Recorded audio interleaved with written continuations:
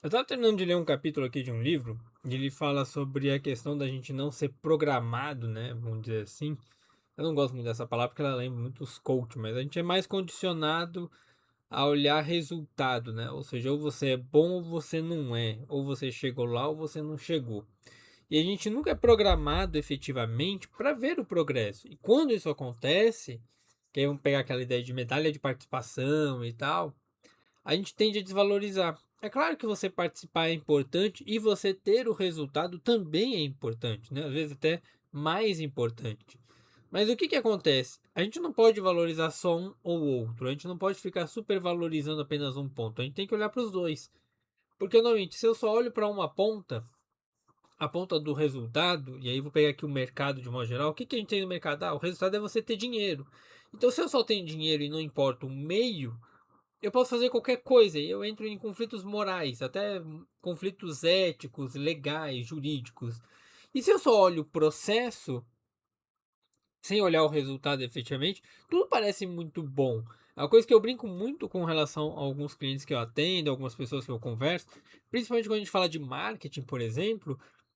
Cara, é muito engraçado, não só de marketing, eu acho que todas as áreas passam por isso. É muito aquela coisa, né? Casa de ferreiro, espeto de pau. Pô, você sabe fazer um monte de coisa para os outros, mas aí chega para você não consegue. Lá no Substack tem um texto só sobre isso, é um ou dois textos específicos, que tem exercício, tem tarefa, tem um monte de coisa lá para vocês aplicarem. Mas eu acho muito engraçado, porque é muito comum eu atender algumas pessoas, elas falam, ah, por que você não faz isso, não faz aquilo e tal, tal, tal. E a gente vai trocando ideia, eu falo, cara, sabe essas coisas que você me sugeriu? Por que você não faz para o teu perfil? Porque, novamente, a gente não é programado para olhar essas partezinhas. A gente é programado para ter o resultado, né? Ponto. Tem o resultado ali, acabou. A gente não olha o processo. E aqui um parênteses. Eu acho que é por isso que eu gosto tanto da corrida. A minha corrida, ela não é uma corrida para ter resultado. Para eu correr um passe de 5. É claro que eu olho aí algumas pessoas correndo. Caramba, elas correm 5 quilômetros em 30 minutos, 25 minutos, um pace de corrida, né? Um tempo de corrida muito pequeno ali, sei lá, 5 6 minutos de corrida. Eu falo, caramba, bicho. E o meu, às vezes, pô, tá 7 8 minutos, 9 minutos. Então é uma coisa mais suave, né? Eu vou para me divertir, para extravasar um pouco. E esse é o ponto. A gente nos reprogramar, recondicionar a olhar as coisas de fato, pelo que elas são para a gente, não para os outros. E aí, lendo nesse livro, ele começa a falar sobre a rota, né, o caminho para o inferno, que seria basicamente o que você viver em prol do medo e dos preconceitos ou prejuízos que você tem de modo geral.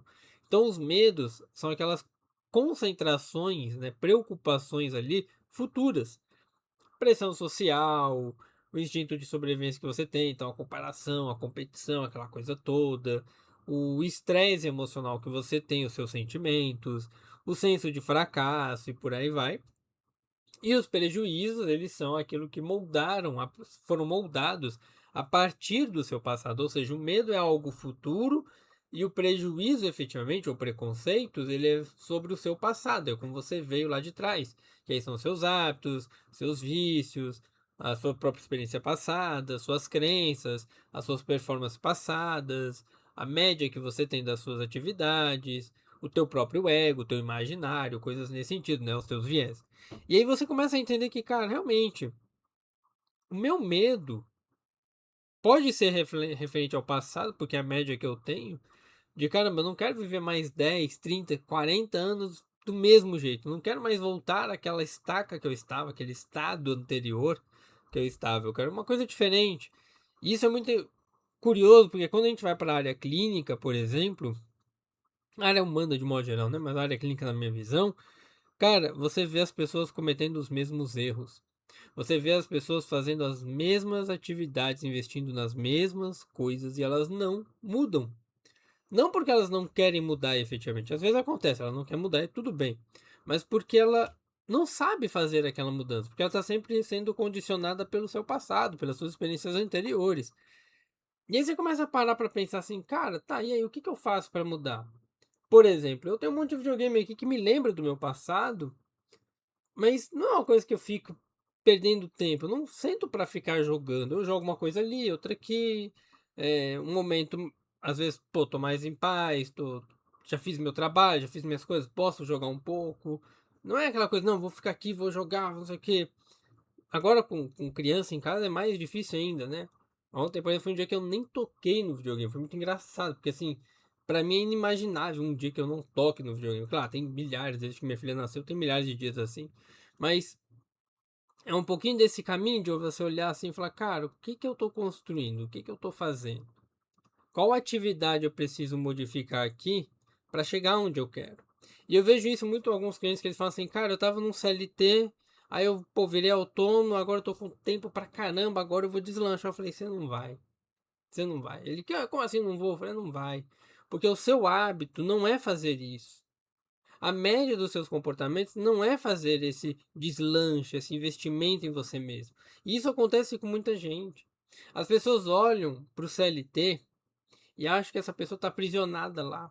E ela não tá, cara. Ela está disciplinada, está condicionada. Quando ela sai daquele trabalho ali, que ela tem que bater o ponto, e ela agora é dona de si mesma, ela não percebe o quão amplo é o tempo que ela tem. O quão amplo é aquilo ali. Tem um exercício que eu faço bem simples com alguns clientes, que é pegar o Excel ou planilha do Google, a gente monta a grade horária e eu coloco a hora que a pessoa acorda e a hora que ela vai dormir. E o resto ela vai preenchendo com algumas atividades mais obrigatórias. E sempre, todas as vezes que a gente faz essa tabela, essa pessoa ela olha para mim e fala: Rafael, caramba, tem muito horário aqui livre. Eu falei: tem muito horário livre. E aí, das duas, umas, ou esses horários livres ela vai preencher com mais trabalho, geralmente trabalho para os outros, não é trabalhar no próprio negócio, ou essa pessoa ela está preenchendo com lazer excessivo. Você pode parar e brincar um pouco, você pode se divertir um pouco. Por exemplo, hoje eu acordei 4h30, vim para o computador, fiz 30 minutos de leitura, tomei meu café durante uns 30 minutos, vendo um vídeo aqui ou outro ali no YouTube, depois fiquei meia hora à toa fazendo algumas coisas bestas na internet, vendo, né, porcaria. E depois eu peguei mais meia hora de leitura, finalizei o capítulo que eu queria, finalizei alguns fichamentos ali e estou gravando agora esse vídeo aqui, que já tem aí seus quase 10 minutos, né? Tem 7 minutos. Então, estou aqui desde as 6h40 equipando a máquina para poder fazer esse vídeo. E a ideia é ficar aqui até umas 7 e pouquinho, e talvez descer, correr, não sei. Não sei se eu vou correr agora. Você entende que existe um processo que você constrói, existe uma atividade que você vai estabelecendo na sua rotina? É assim que funciona para todo mundo. É assim que funciona quando você fala, cara, eu preciso desse horário, eu preciso estabelecer um momento para prospectar, um momento para estudar, um momento para fazer X, Y, Z. Eu preciso sentar e montar essas atividades efetivamente para poder me desenvolver como eu quero. Para poder me desenvolver como eu quero, para chegar onde eu quero. Se eu não parar para olhar para o meu futuro e os temores que eu tenho sobre ele, e eu não parar para olhar o meu passado e as médias que eu tenho sobre ele, eu não vou conseguir me desenvolver. Eu não vou conseguir chegar onde eu quero. Entendeu? Se eu não fizer isso, como é que eu me desenvolvo? Como é que eu me desenvolvo? E esse é um problema que eu vejo muita gente viver. Ela não para olhar como é que os hábitos dela foram condicionados e o que eles estão desenvolvendo ao longo da própria vida. E ela não para olhar os medos que ela tem diante dessa vida que ela tá levando. Isso eu acho que, cara, isso aqui é, é um exercício tão simples, que ele revela muito de você de fato. Quais são os meus temores e quais são as minhas médias comportamentais? Porque agora eu consigo, olhando esses temores e essas médias, eu consigo entender para onde a minha vida está indo de fato, se eu não trabalhar nela, se eu não mudar ela. É uma coisa que eu brinco muito com alguns clientes, quando a gente fala de relacionamento, se você não parar para olhar a média de comportamento que você teve ou tem com relação aos teus relacionamentos, você vai replicar isso lá na frente. Você vai entrar numa nova relação e vai replicar o mesmo processo.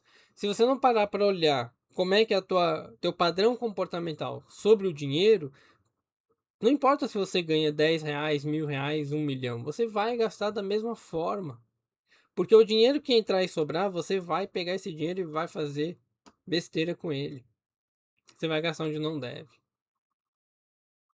você vai gastar onde não deve. Isso é padrão de comportamento.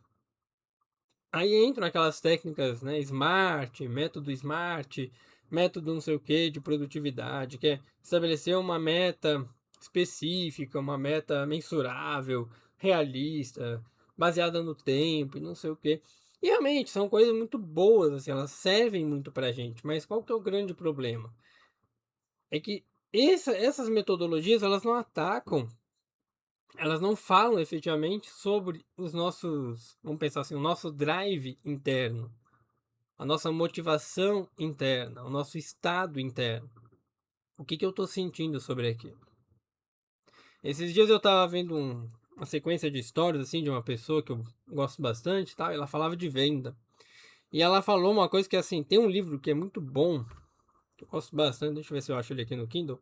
E ela falava o seguinte, que toda vez que ela saía para vender com o marido dela, acho que é isso. Toda vez que ela ia sair para vender, ela tinha uma regra. Deixa eu só botar aqui no livro, senão não vai dar certo. Acho que é isso. Não, não achei o livro. Tem um livro, mas eu não achei agora.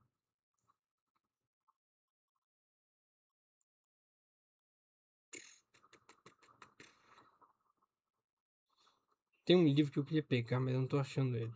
Enfim. E ela fala o seguinte: essa pessoa ela colocou histórias que toda vez que eles saíam para vender, é com um sorriso no rosto, é alegre, é feliz e tal, não sei o quê.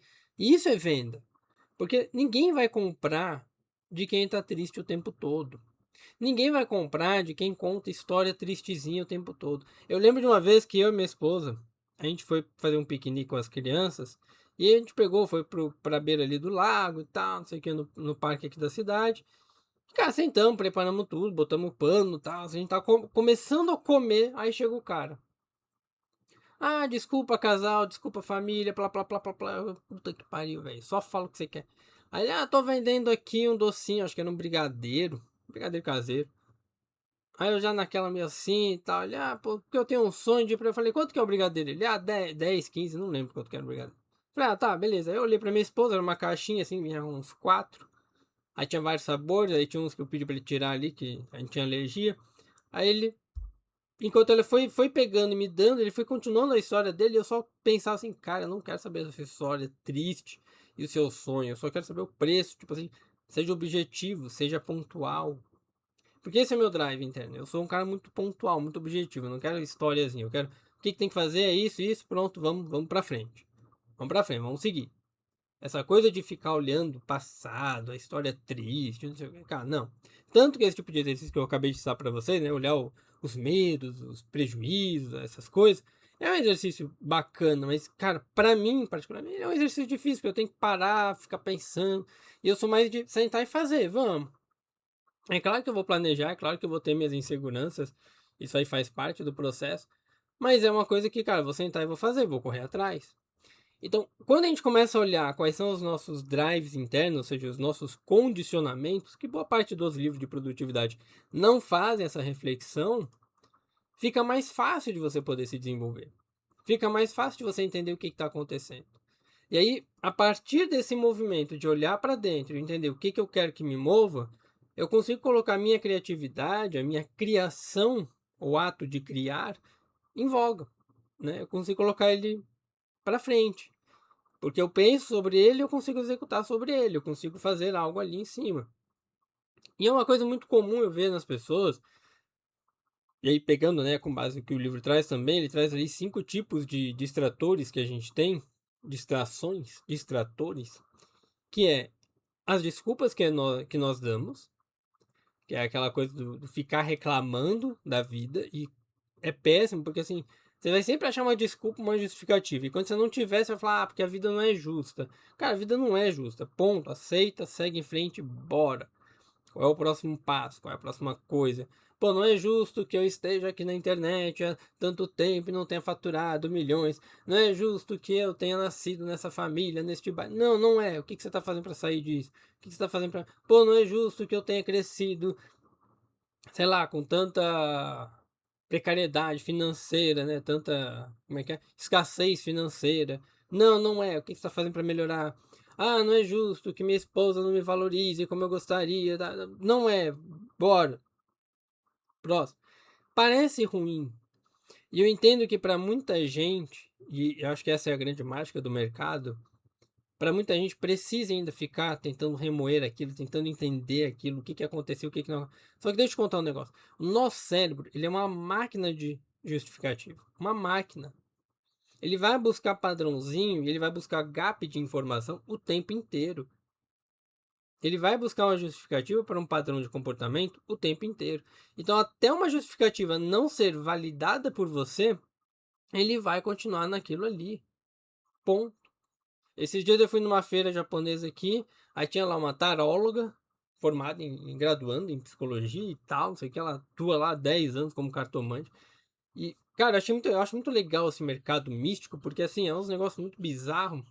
E ela fez a paginazinha dela no Instagram bem bonitinha, assim, pô, pra que serve cada serviço, né? Cartomancia, caféomancia, que é a leitura do café, a não é radioterapia, radioestesia, radio alguma coisa nesse sentido, que é com um pêndulozinho.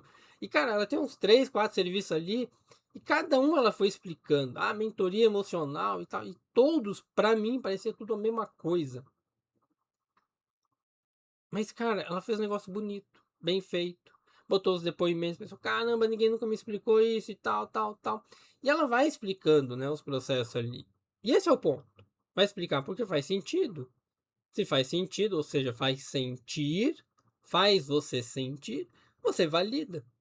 Se aquilo faz você sentir que tá bem, que pô, isso aqui realmente preenche essa lacuna de informação, preenche essa minha vontade de compreensão, essa minha necessidade de aceitação, de validação e por aí vai, ok, é isso que eu vou usar. É isso que eu vou usar. E é por isso que o reclamar ele funciona tão bem, porque ele preenche essas lacunas. Só que o reclamar é uma distração, ou as desculpas de modo geral, são distrações muito grandes na nossa vida. Porque a gente perde muito tempo buscando elas. Assim como a gente perde muito tempo buscando o aconselhamento de outros. E aqui o aconselhamento não é o aconselhamento profissional. É pedir opinião para cada pessoa. E é o que eu brinco com o pessoal, cara, não só a inteligência tem se tornado um commodity hoje com as IAs, mas o aconselhar, né, o aconselhamento em si, o conselho, ele é um grande comando. Todo mundo tem uma opinião para te dar. Todo mundo tem uma visão para te dar. Se você não souber distinguir a visão do outro da sua e a realidade em si, você vai se lascar, que é o nosso terceiro ponto de distração, que é a nossa própria opinião. Se você vem de um modelo onde você é extremamente crítico com você mesmo, ou um modelo onde você acredita que tudo é possível, a sua própria opinião está enviesada, você não vai se desenvolver como deveria. Então, eu tenho que ter um entremeio onde eu possa ver a opinião dos outros e a minha. E eu conseguir evoluir a partir disso. Eu não ficar rígido num ou outro. A mesma coisa com sentimentos. Eu não ficar rígido com sentimentos. É uma coisa que eu escuto muito das pessoas. De cara, como é que você acorda 4 e pouco da manhã, vai correr, faz suas coisas? Eu falei, porque eu não fico prestando atenção no meu sentimento. É óbvio que, pô, acordei 4h30, sei lá, despertando, minha esposa me cutucando para não acordar as crianças.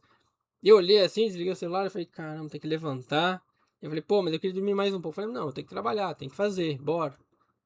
Porque o sentimento é esse. De, pô, tô cansado, tô não sei o que, não tô no pique, parará, parará, parará. E, cara, se você não fizer, se você ficar dando margem, não é para sentir, mas para viver a base do seu sentimento, você não se desenvolve. Você tem que sentir, você tem que perceber suas opiniões, você tem que perceber o mundo ao seu redor, ou seja, a opinião das pessoas, o sentimento das pessoas, mas você não vive em prol disso. Você não vive em prol disso. Eu queria gravar esse vídeo. Se eu fosse pegar aqui e falar, cara, deixa eu botar a blusa do trabalho que tá ali, tá uma blusa quente, eu ainda vou pegar outra, provavelmente.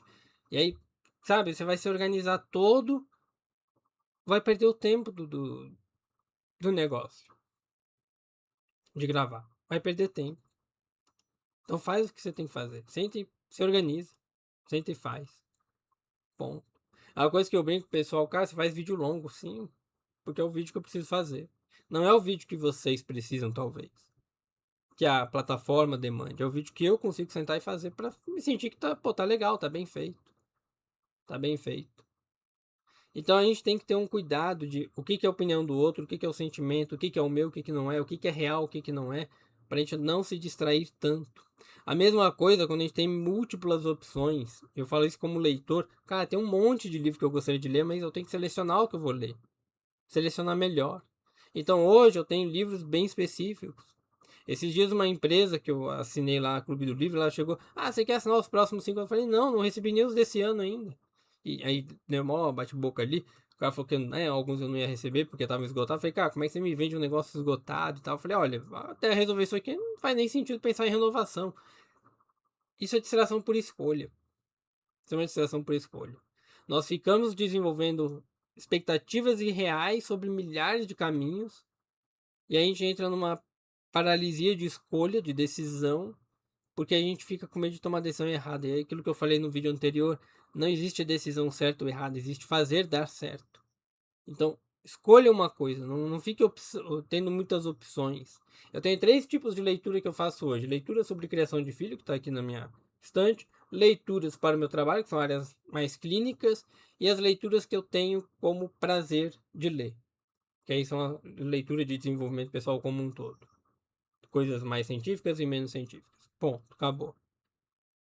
Fora isso, e aí lazer de leitura entra também mangá e tal, mas mangá é coisa pequena, são mangás que lançam uma vez no mês, às vezes tem um atraso aqui e ali, então não é uma coisa que eu me desespero, eu só compro e vai chegando em casa e quando chega eu sento, leio, acabou, vamos embora, vamos pro próximo. Então a gente tem que ter um cuidado, porque é muito comum a gente ver esses movimentos. A gente vê tudo isso e não se dá conta de, cara, o que realmente eu preciso fazer? O que é a minha realidade? E aí, só pra gente fechar aqui, eu queria trazer para você o seguinte: você quer mudar um pouquinho o teu condicionamento? Comece a fazer o levantamento de custos e trocas sobre isso. Ou seja, tomar esta ação X, o que ela me custa? O que eu preciso trocar? O que eu preciso fazer em prol? Chegar nesse objetivo. Qual é a minha intenção? E aí eu começo a colocar pequenas intenções, pequenas atividades naquela direção ali. Naquela direção. Pô, vou vender, eu quero vender de uma forma melhor. O que eu tenho que vender? Como eu vendo? Quais são as intenções? Aí volta ao exemplo que eu dei dessa moça. Cara, vou sair na rua para vender coisa. Vou vender no Instagram. Cara, venda de uma forma leve. A sua intenção é faça o dia da pessoa melhor. Ponto. Não faça a sua história ser o principal. Faça ela ser o principal. Acabou. Então você vai selecionar uma intenção, a frequência daquela intenção diária, vamos botar assim, vai criar um ritual para aquela atividade e vai só executar. Então você escolhe frequência, o tipo de ritual que você precisa para começar aquela atividade, frequência de ação, né, daquela ação em si, ritual para ela começar e executação. Pronto, acabou. Não tem muito mistério. Frequência, ritual, executar. Eu decidi que ia fazer o que aqui com parte do YouTube. Ao invés de eu pegar o livro, ler tudo, depois fazer um vídeo, posso até fazer isso, mas eu decidi que vou ler o capítulo. Se eu terminar o capítulo naquela manhã, eu sento, faço meu fichamento e do fichamento eu já gravo um vídeo para o YouTube, que é o que vocês estão vendo agora. É o que vocês viram no vídeo passado. Então, essa é a minha frequência, essa é a minha intenção, esse é o meu ritual. Eu não sei quanto tempo vai durar um vídeo. Eu ainda estou pensando se eu faço disso uma série, se eu não faço, como é que eu faço. Mas essa parte de planejamento, eu não estou pensando tanto sobre ela. Eu só quero executar. Então, tem o livro, tem o fichamento, que é o que está na minha tela aqui.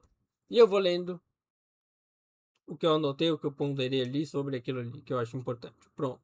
Frequência diária, ou dia sim, dia não. Ritual, terminou de ler, já grava. Ponto. E agora só executar. É coisa simples, coisa que você consegue manter, coisa que você consegue manusear, que você consegue fazer com facilidade. Isso é para qualquer coisa. É que nem a corrida. Hoje talvez eu não vá correr. Se eu for correr vai ser agora com a minha cachorra, mas ok. Vou sair daqui, pegar a coleira, coloco, marco o tempo, pum, bora, corri. Não é nem tempo, né? Eu corro mais a distância. Corro ali com ela, acabou, volto, atendimento. Quero fazer mais alguma coisa? Sem problema, sento e faço outra coisa. Você vai escolhendo as suas intenções diariamente. Se você não escolher isso, se você ficar sempre entorpecido, sempre apático, anestesiado, você não desenvolve. Você não chega onde você quer. Beleza?